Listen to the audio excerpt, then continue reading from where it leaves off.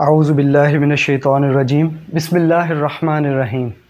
السلام علیکم ورحمۃ اللہ وبرکاتہ۔ امید ہے کہ آپ سب لوگ خیریت سے ہوں گے۔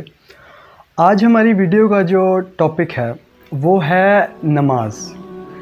یہ ہم سب کی زندگی کا ایک نہایت اہم اور خوبصورت عمل ہے کہ جس کو آپ صلی اللہ علیہ وسلم نے اپنی آنکھوں کی ٹھنڈک فرمایا ہے۔ نہایت افسوس کے ساتھ یہ کہنا پڑ رہا ہے کہ بہت سے لوگ آج کل کے دور میں اس اہم اور خوبصورت عمل سے غافل ہیں۔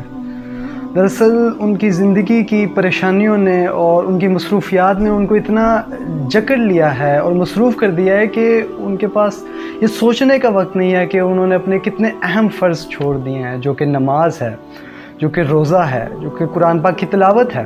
یہ ایک ایسا عمل ہے کہ جس کو ایک مسلمان کو کبھی بھی نہیں چھوڑنا چاہیے تھا۔ بہرحال اس میں ہمیں یہ بات سمجھنے کی بہت ضرورت ہے کہ شیطان جو ہے، ابلیس، وہ ہمارا کھلا دشمن ہے۔ شیطان نہیں چاہتا کہ آپ جنت میں چلے جائیں۔ شیطان چاہتا ہے کہ وہ آپ کو پکڑ کے جہنم میں ڈلوا دے۔ وہ نہیں چاہتا، وہ بالکل بھی نہیں چاہتا کہ آپ نیکی کریں، نماز پڑھیں۔ تو اس کا آسان سا حل اس نے کیا کیا ہے، وہ لوگوں کی نماز چھڑواتا ہے اور سٹیپ بائی سٹیپ ہر بندہ گناہوں کی طرف چلا جاتا ہے۔ شیطان یہ بات جانتا ہے کہ اگر اس بندے کی میں نے نماز چھڑوا دی نا تو یہ میرے لیے بہت آسان شکار ہوگا اور دوسرے گناہ کروانا میرے لیے بہت آسان ہوگا۔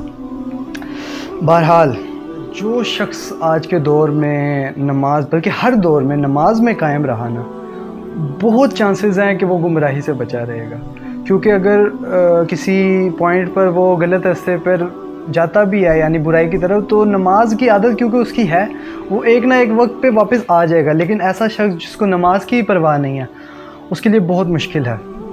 اور یہ جان لیجئے کہ نماز آپ کے گناہ دھوتی ہے۔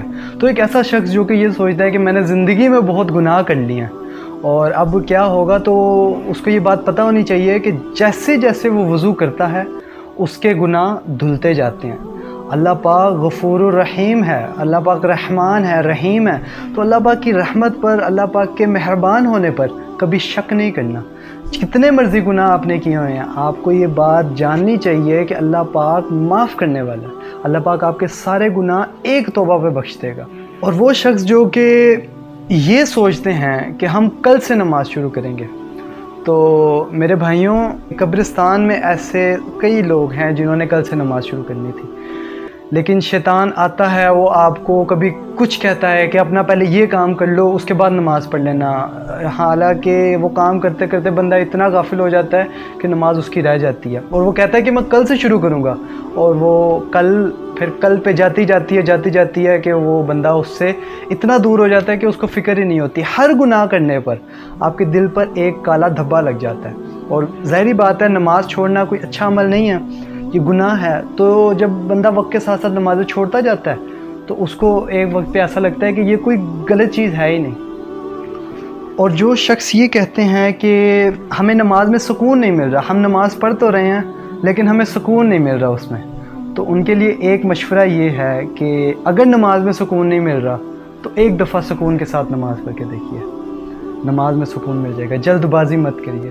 وہ رب جو کہ آپ کو رزق دیتا ہے، آپ جلدی سے نماز پڑھ کے صحیح طرح آپ نماز ادا بھی نہ کریں اور واپس آ جائیں، تو یہ درست بات نہیں ہے۔ آپ اپنی نماز میں خشوع کے ساتھ نماز ادا کریں، آپ کو انشاءاللہ اس میں فرق نظر آئے گا۔ اس کے علاوہ قرآن پاک میں اللہ پاک فرماتے ہیں سورۃ البقرہ میں آیت نمبر 208، اے ایمان والو، اسلام میں پورے داخل ہو، اسلام میں پورے داخل ہو اور شیطان کے قدموں پر نہ چلو، بے شک وہ تمہارا کھلا دشمن ہے۔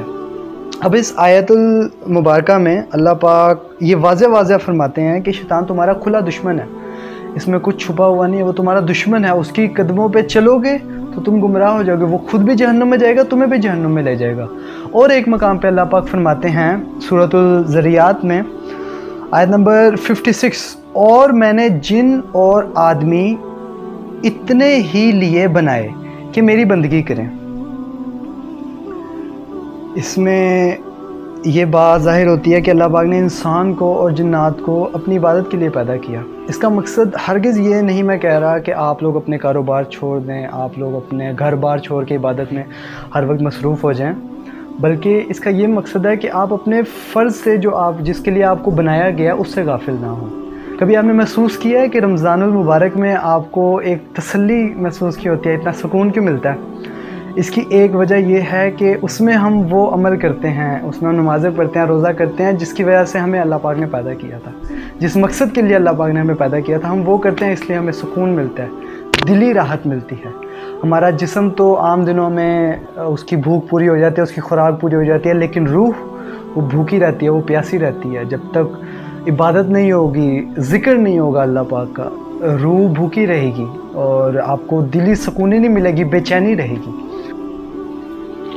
اللہ تعالی ہم سب کے حالات پہ رحم فرمائے، اللہ پاک ہم سب کو ایک بہتر اور اچھا مسلمان بننے کی توفیق عطا فرمائے، آمین۔